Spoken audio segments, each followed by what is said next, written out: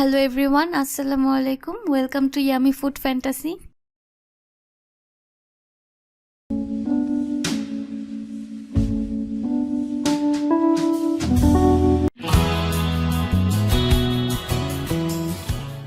আজকে আমি আপনাদের জন্য আরেকটি মজার রেসিপি নিয়ে এসেছি। রেসিপিটি হলো বাটাবাটি ঝামেলা ছাড়া চেপা শুটকির ভুনা ভর্তা। আমার ভিডিওটি যদি ভালো লাগে অবশ্যই সাবস্ক্রাইব করে দিবেন, কেননা আমি আপনাদের জন্য নতুন নতুন রেসিপি নিয়ে আসব। আপনাদের ফ্রেন্ডস এন্ড ফ্যামিলিদের সাথে শেয়ার করে দিবেন। Thank you.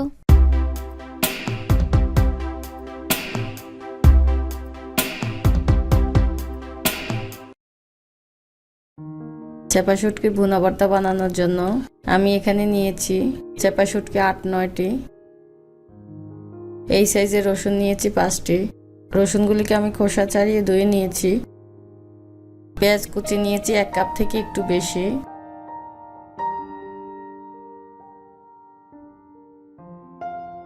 আমি গরম পানি দিয়ে চেপা শুটকিগুলিকে ভালোভাবে ধুয়ে নিচ্ছি। গরম পানিতে 1 মিনিটের মতো ভিজিয়ে রেখে আঁশগুলি উঠিয়ে নিতে হবে।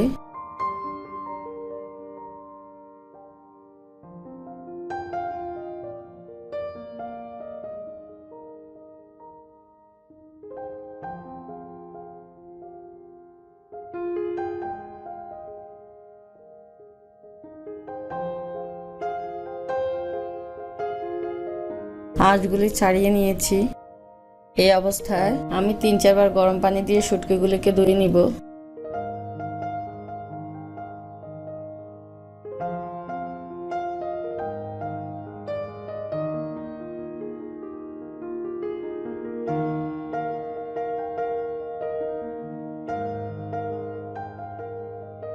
এইরকম ভাবে পরিষ্কার করে নিতে হবে।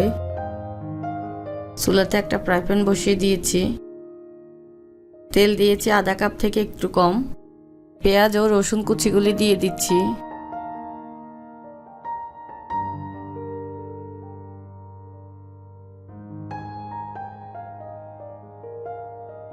লবণ দিয়েছি স্বাদ মতে। পেঁয়াজ ও রসুন কুচিগুলি ভেজে নিচ্ছি। পেঁয়াজ ও রসুন কুচিগুলি যখন সামান্য একটু নরম হয়ে এসেছে তখন আমি শুটকিগুলি দিয়ে দিচ্ছি।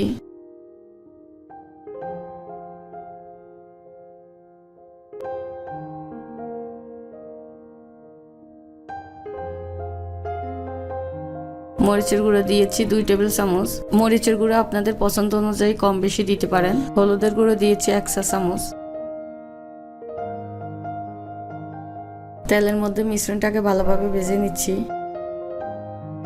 সামান্য একটু পানি দিয়ে নিচ্ছি।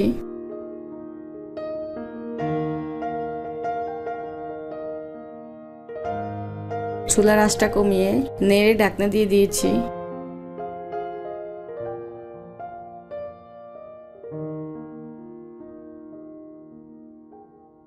আগে দেওয়া পানিগুলি শুকিয়ে এসেছে। এই পর্যায়ে 1 কাপ থেকে একটু বেশি পরিমাণ পানি দিয়ে দিলাম। এই পানিতেই শুটকিগুলি সিদ্ধ হয়ে যাবে। ঢাকনা দিয়ে দিয়েছি।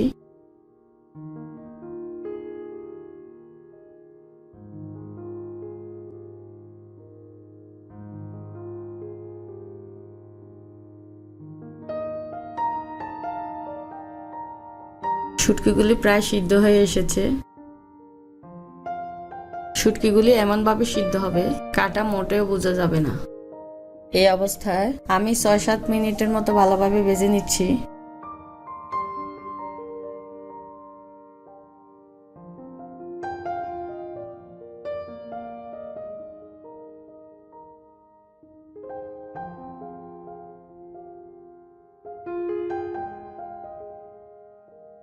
ভর্তার পানিগুলি শুকিয়ে গিয়েছে।